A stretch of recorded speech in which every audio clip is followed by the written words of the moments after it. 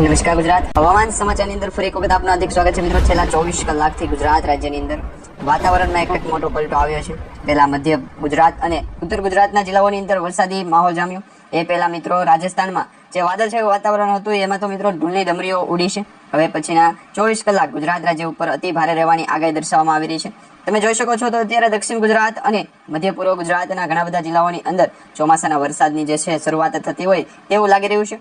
ખાસ કરીને મિત્રો વડોદરા છે, લુણાવાડા છે, સુરત છે, તેમજ અમદાવાદ છે, ભાવનગર, સુરેન્દ્રનગર, રાજકોટ, જામનગર અને જૂનાગઢ જેટલા વિસ્તારોની અંદર ચોમાસું જે છે એ ગતિ પકડતું હોય એવી માહિતી મળી રહી છે। ગુજરાત રાજ્ય ઉપર આગામી 24 કલાકને લઈને સૌથી મોટા હવામાન સમાચાર મળી રહ્યા છે। તેમાં પણ અરબ સાગરના દરિયાની અંદર અત્યારે એક લો પ્રેશર સિસ્ટમ જામી છે અને આ લો અપડેટ મળી રહી છે। જાણીતા હવામાન નિષ્ણાત અંબાલાલ પટેલ અને પરેશભાઈ ગોસ્વામી આપણને અગાઉ કહ્યું હતું કે ગુજરાત રાજ્યમાં 30 થી 31 તારીખ સુધીમાં વાતાવરણમાં એક મોટો પલટો આવશે। તે જ પ્રકારનું વાતાવરણ અત્યારે જામ્યું છે મિત્રો અત્યારે તમે જોઈ શકો છો રાજસ્થાન લાગુના વિસ્તારોની અંદર ઘણા બધા જે જિલ્લાઓ છે, બીકાનેર છે, જોધપુર છે, વ્યારડ છે, જયપુર છે, કોટા છે, તેમજ ઘણા બધા એવા વિસ્તારો છે કે ત્યાં અત્યારે ચોમાસાના વરસાદની જે શરૂઆત છે એ થતી જોવા મળી રહી છે। પરંતુ અત્યારે પ્રી મોન્સૂનની એક્ટિવિટીના કારણે આ તમામ જિલ્લાઓની અંદર વરસાદ જે છે એ પડી રહ્યો છે।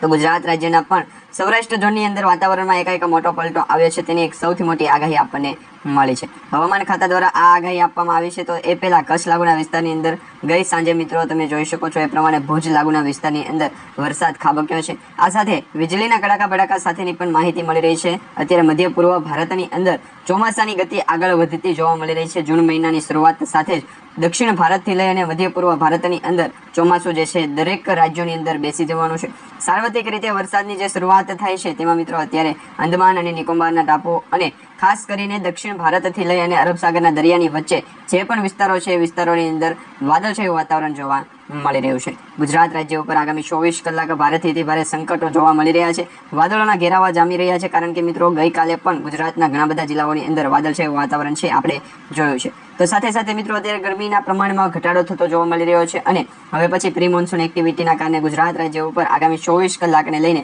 વાતાવરણમાં એક મોટો પલટો આવ્યો છે। આ મિત્રો સુરેન્દ્રનગર, રાજકોટ, અમરેલી, જામનગર, જૂનાગઢ, વેરાવળ, જાફરાબાદ, પોરબંદર અને જામનગર સુધીના વિસ્તારોની અંદર આગાહી મળી છે। તેમાં મિત્રો ડીસાથી લઈ અને સુરત સુધીના તમામ વિસ્તારો એટલે ઉત્તર ગુજરાતથી લઈ મધ્ય ગુજરાત અને દક્ષિણ ગુજરાતના તમામ જિલ્લાઓની અંદર આજે 31 તારીખના રોજ જે છે એ વરસાદની આગાહી દર્શાવવામાં આવી રહી છે। આજે વહેલી સવારથી બપોર સુધીનું વાતાવરણ તમે જોયું છે મિત્રો ઘણા બધા વિસ્તારોની અંદર વાદળછાયું વાતાવરણ છે।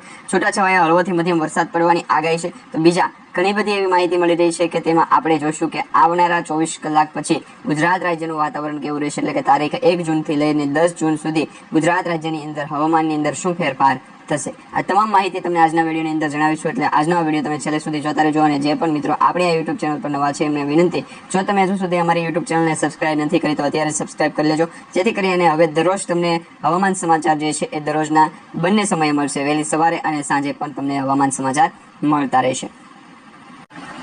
હવે મિત્રો આગામી કલાક સાચવવા જેવી છે, જેમાં હવામાન વિભાગ દ્વારા આગામી 3 કલાકને લઈને ગુજરાત રાજ્યનું વાતાવરણ જે પલટાશે તેની એક સૌથી મોટી માહિતી આપી છે। જેમાં ઉત્તર અને મધ્ય ગુજરાતના 6 જિલ્લાઓમાં, જેમાં બનાસકાંઠા છે, સાબરકાંઠા, અરવલ્લી, મહીસાગર, મહેસાણા અને પાટણમાં ગાજવીજ સાથે હળવા વરસાદની આગાહી છે દર્શાવવામાં આવી છે। આ સાથે યલો એલર્ટ જાહેર કરવામાં આવ્યું છે અને આ વિસ્તારોમાં 40 કિલોમીટર પ્રતિ કલાકની ઝડપથી પણ ઓછી ગતિએ પવનો ફૂંકાશે અને 5 મિલીમીટરથી પણ ઓછો વરસાદ પડી શકે છે। એટલે કે વરસાદની પ્રી મોન્સૂન એક્ટિવિટી જે છે એ હવે શરૂ થતી જોવા મળી રહી છે અને આ એક્ટિવિટી ગુજરાત રાજ્ય ઉપર ચોમાસાની ગતિવિધિ નક્કી કરશે। એટલે કે ગુજરાત રાજ્યમાં ચોમાસું છે એ કઈ તારીખે આવશે તેની આપણને માહિતી હતી કે 15 જૂન સુધીમાં ગુજરાતમાં ચોમાસું જે છે બેસી જશે। અત્યારે ચોમાસું ક્યાં પહોંચ્યું એ પણ તમને જણાવીએ મિત્રો। ઝાપટાના પગલે ઠંડક પ્રસરતા ગરમીમાંથી મોટી રાહત છે જોવા મળી છે। અત્યારના લાઈવ સેટેલાઇટ ઇમેજમાં તમે જોઈ શકો છો જે ચોમાસું પહોંચ્યું હોય ત્યાં વાદળોનો ઘેરાવો જામ્યો છે। તેમાં અત્યારે દક્ષિણ ભારતની અંદરથી ચોમાસું પસાર થઈ ગયું છે, એટલે કે કેરળ સુધી ચોમાસું પહોંચી ગયું છે।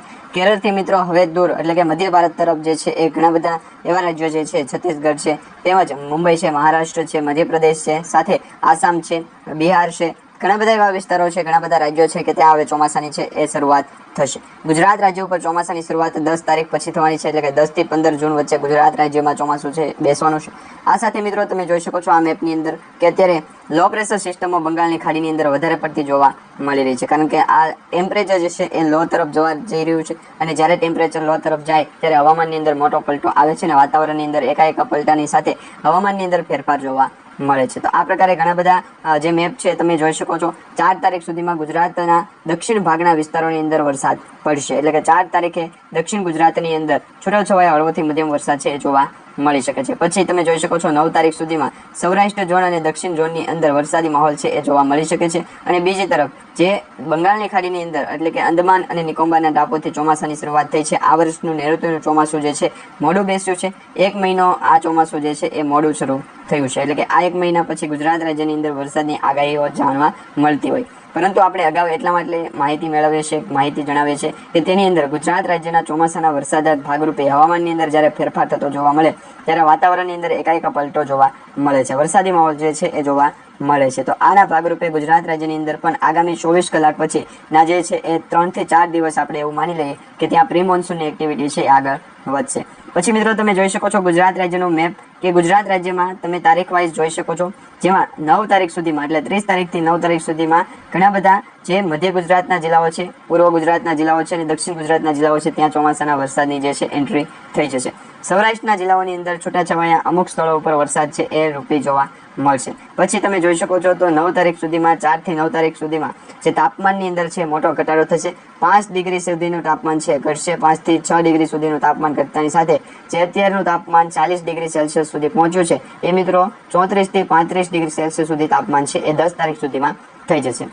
એટલે હવામાનની અંદર એકાએક મોટો પલટો છે એ આવવાનો છે. તો દક્ષિણ ભારત અને મધ્ય ભારતની અંદર જેમ વરસાદી આગાહી જે છે એ વધી હતી એ જ ભાગરૂપે દક્ષિણ ગુજરાત અને મધ્ય ગુજરાતની અંદર પણ ઘણા બધા જિલ્લાઓની અંદર છૂટોછવાયો હળવોથી મધ્યમ જે વરસાદ છે એની ગતિવિધિ શરૂઆત થઈ જશે. મિત્રો બીજો તમને મેપ જણાવીશું કે જિલ્લા વાઇઝ તમને માહિતી આપવાની કોશિશ કરશું. તમે જોઈ શકો છો કે જિલ્લા વાઇઝ ગુજરાત રાજ્યની અંદર હવામાનની અંદર જે પલટો આવે છે તો એ કઈ રીતના આવે છે. મિત્રો 2 તારીખ 1 તારીખ અને 31 તારીખ સુધીમાં ગુજરાતના ઘણા બધા જિલ્લાઓની અંદર વરસાદી માહોલ જામશે. મિત્રો આ 31 તારીખની વાતાવરણની વાત કરીએ તો બનાસકાંઠા છે, સાબરકાંઠા છે, મહેસાણા, અરવલ્લી, મહીસાગર, દાહોદ, પંચમહાલ, છોટાઉદેપુર, વડોદરા અને નર્મદા જે ઉત્તર ગુજરાતથી દક્ષિણ ગુજરાત સુધીમાં જે મધ્ય ગુજરાતના જિલ્લાઓ છે, પૂર્વ મધ્ય ગુજરાતના તે તમામ જિલ્લાઓની અંદર વરસાદની આગાહી છે.